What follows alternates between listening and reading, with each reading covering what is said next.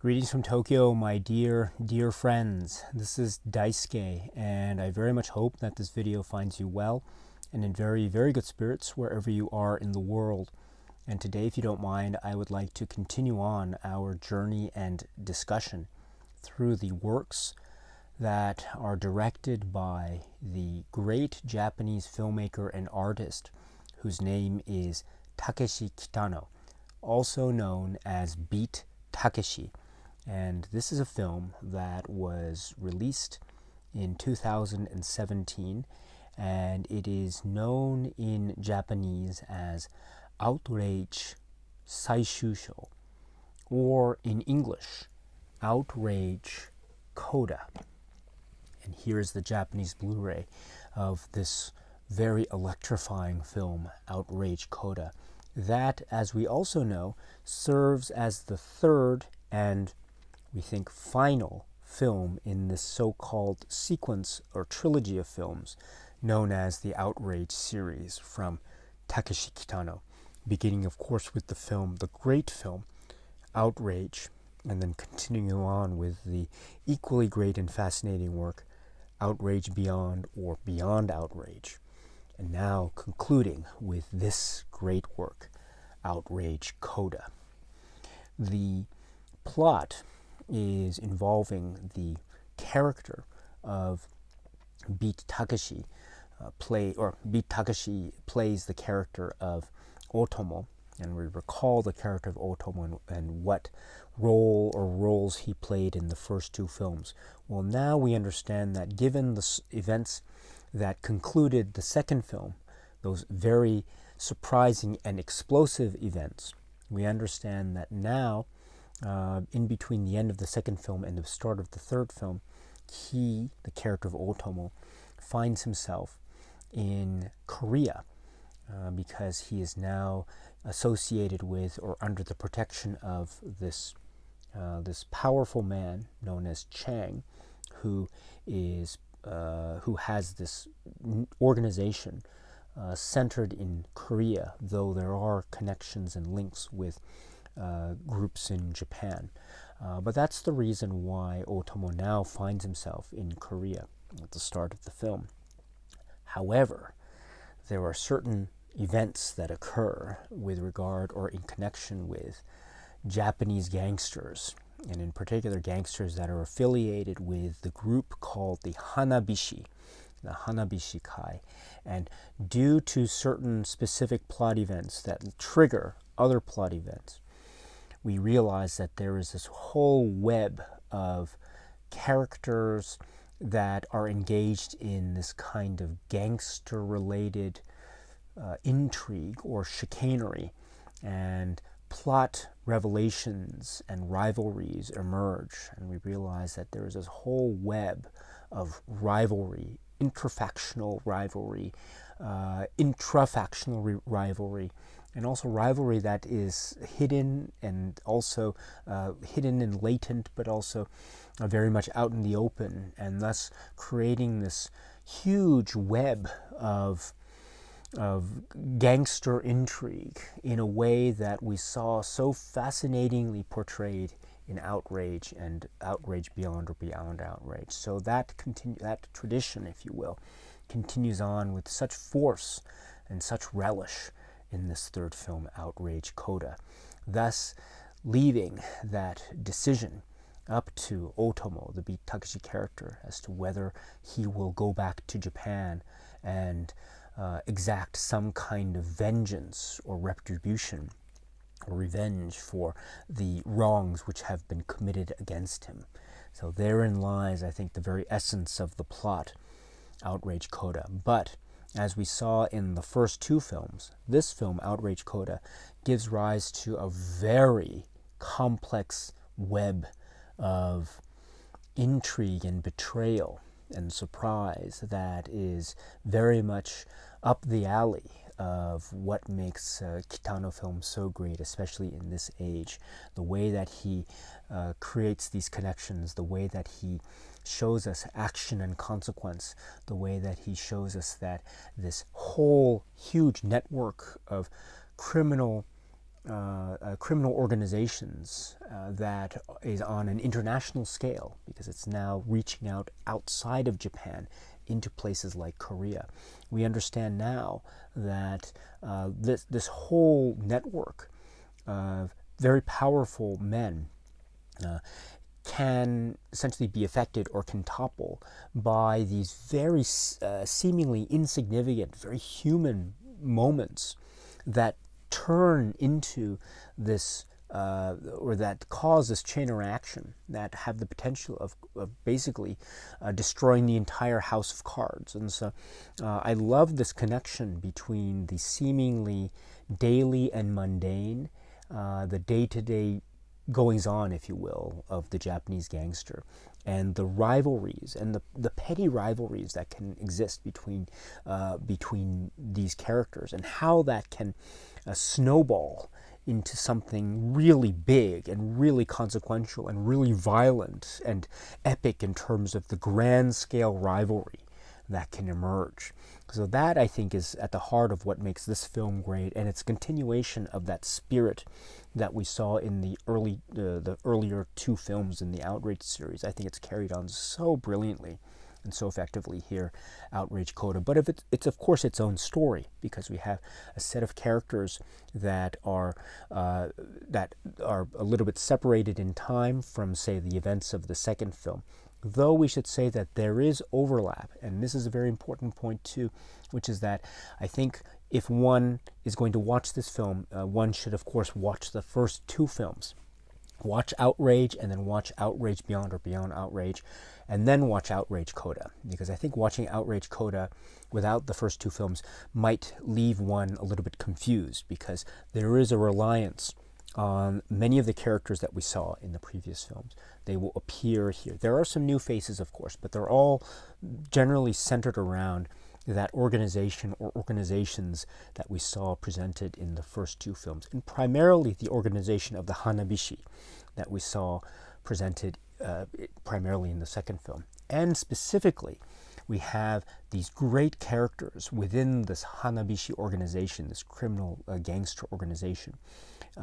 The character of Nomura, who is the head of the organization, the chairman, played by the great Ren Osugi, the great performers Ren Osugi. Then we have the underboss, the number two, who is Nishino, and he is played by Toshiyuki Nishida. And then the deputy underboss, or the number three, who is Nakata, and he's played by Sansei Shiomi. So you have these three characters: Nomura, Nishino, and Nakata, and the gangster machinations, that exist between these, or among these three characters, is one of the great strengths of this film. And we see the petty and bitter rivalries that emerge, in particular Nishino and Nomura, and what the film shows in the rivalry that transpires and evolves and devolves between and among these men, and how they are trying to manipulate everyone around them to their own ends, and who will emerge the victor in this sort of factional rivalry. That's one of the fascinating aspects of this film, and it carries through because the performances are really great. It's wonderful, of course, to see Ren Osugi in this great role, and we are reminded, of course, of the greatness of his acting and of his importance in the world of Takeshi Kitano films. So that's a tribute to the brilliance that is Ren Osugi. And then we have the 1-2 punch of Nakata and Nishino. And Nakata, with his glasses and the way the way his body language changes depending on who's in the room, and the way he says and the thing with his hand against his ear, these little details are what make his character so great, and his way of speaking as well. It's just a perfectly realized character. And then we have Nishino, played by Toshiyuki Nishida, and my goodness, these two characters are like a manzai routine, the duo comedian routine that we've seen, I think, many examples of in past Kitano works, and also because Kitano is himself from the comedian world. And so we have this great combination between these two gangster characters, Nakata and Nishino, and their chemistry is very much like a comedy routine, but we know that the payoffs or the punchlines end in blood and violence because of what it is they represent in the gangster world. So their combination is one of the greatest in this film, and also in the whole catalog of Kitano films, I would say. And that leads me in particular to the character of Nishino, the Toshiyuki Nishida character, which is, wow, what a great Machiavellian force of nature his character is, and the way he seems to just curl his body like some kind of animal that's just waiting for the right moment to strike. It's one of the most beautifully realized characters in this film in all of Kitano's works, and so it's one of the best roles in this. What a great performance, what a great set of performances from these actors, and that's one of the strengths of this film, as I say. And but not to be outdone, of course, we have other great performances, and we have to say that whenever Beat Takeshi is on screen, it seems just go alight. Something, the voltage levels just go off the charts.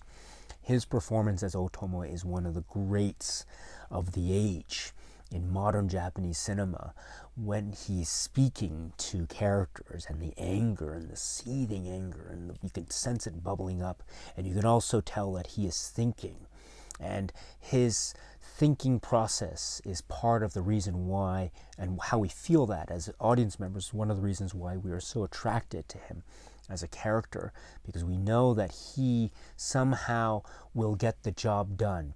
We know that somehow, through some way, he will right the wrong somehow. And yet, there is still this type of code of honor that hangs in the air. Some of the characters in this Yakuza world maybe don't hang on to that code as strongly as others, but those who hang on to it strongly, my goodness, they do so with a fierce loyalty and dedication. And here's an example of that in the form of this great character, Otomo, played by Beat Takeshi. And so when he's on screen, everything crackles, it sizzles, as it should, because his on-screen persona is utterly electrifying, and it's a tribute to how powerful Beat Takeshi is as a performer. And what he pulls off here is, simply put, stunning. And speaking of which, we also have a great collection of set pieces that are very much consistent with the Takeshi Kitano way of filmmaking in terms of scenarios or setups that feel very much like comedy sketch routines that are akin to, say, the Beat Takeshi comedian background and lifestyle, and where he came from, his roots prior to his filmmaking debut with Violent Cop. But we know that he was a comedian, and he is a comedian. And so in this film, we have this comedian type of setup from the very outset. The opening pre-credit sequence seems to be like a comedy routine, but it's mixed in with flashes of violence that hint at all the violence to come. And even in the body of the film, we have moments of violence that are very much set up like comedy routines. That feel like this broad humor, this physical humor that has a payoff that usually results in someone being in physical terms, someone being the butt of the joke. And here, the joke is set up in this gangster film milieu, and the payoff becomes this flash of violence. And so we have the Beat Takeshi comedian sense, I think, explored and portrayed in this Yakuza situation, which is very consistent with the types of ways of portrayals of violence that we've seen in the previous film. So it's another element of Beat Takeshi's past come to life in the present, I think. and as well the formalism and style and grace and beauty of Takeshi Kitano's filmmaking is also on display. The use of editing, the quick cuts, the stillness, the application of the music has this almost zen-like quality that then explodes into violence. There's also a way that characters seem to occupy space and time in order to create this sense of an economical presentation of characters and information, which we know is very consistent with how Takeshi Kitano tells his stories all the way from the very beginning with Violent Cop. So there's this great sense of continuity and edge to the formalism and style of the filmmaking that is Takeshi Kitano's. It is such a sight to behold, and it's great to see all the elements come together to enhance performance, to enhance story, and to enhance the emotional impact of the film. And I would say also that in relation to connections with his past works, there are so many connections, I would say, with his past works. There are some setups that remind one, I think, of films like, say, Sonachine or Sonatine. There are some scenes that remind one of Hanabi, fireworks, and there's quite specifically a use of fireworks in this film that is very memorable.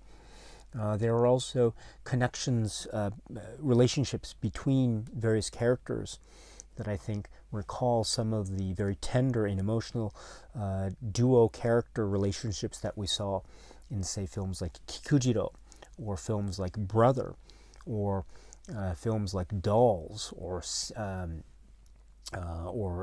Boiling Point, or other films of that nature. And so I like this continuation of the establishment of an emotional core between and among characters that really carries through. And we have the dynamic of the duo, or the pairings that we've also seen in past works that we saw in various combinations and in this film. So these links to the past of Kitano's filmography, I think, are very vividly portrayed. And indeed, there are some performers that appear. Hakuryu is one in particular that we saw all the way back in Violent Cop, and here he portrays a character that's really interesting. And the Hakuryu character and the Beat Takeshi character and how they relate to each other in particular, their relationship, I think, forms one of the most emotionally complex performances or relationships in this film. And I dare say, too, that relationship could be said to be a lovely counter mirror to the relationship that those two performers had with their characters in the film Violent Cop, all the way back in the beginning. So that, I think, forms a really interesting bookend, if you will. If this film, Outrage Coda, is the latest, and if it's to be the last film that Takeshi Kitano were to make, which I hope it's not. I hope we see many, many more Kitano films to come. But if it were to be his last, then it would be a very interesting way to bookend it and to compare, say, Violent Cop with Outrage Coda. And I think that there are many parallels to compare and contrast the two works. In particular, the relationship between the characters portrayed by Beat Takeshi and Hakuryu in the earlier film versus the relationship between their characters as portrayed in this film, Outrage Coda. My goodness, there is so much depth and scope there, I think, and that's just one example. But that, I think, is my way to try to express that this film, Outrage Coda, is so important and so strong that it's, I think, a wonderful finish to the trilogy, as well as being a wonderful film in the catalog of Beat Takeshi, or Takeshi Kitano. How does it compare to the other two Outrage films? I mean, that's your choice as a viewer of these films. I think some people maybe might prefer the first film, others might prefer the second film. And the third film might feel, I think, while there are characters that are the same, it might have a little bit of a different feel to it, arguably. possibly because of the fact that maybe the first two films feel like, the first film feels like setup, which is pretty comprehensively resolved in the second film, although there are some plot strands that are left over, which I think are resolved in this third film. Still, maybe it feels like the first two films feel like a set, with this film feeling like, I guess, as the title suggests, a coda. But even if that were the perspective that one were to hold, still, with that type of perspective, I think there is really a lot of room for viewing the film in a type of a closing chapter of a trilogy. We see characters that are maybe facing certain choices, certain life choices, life and death choices. And we see characters that are so strictly adhering to some kind of moral code, even if it means death. And there's death in the air. There's a sense of fatality in the air. There's also a sense of hope versus hopelessness in the air, which I think is very fitting of a kind of final concluding chapter of a saga.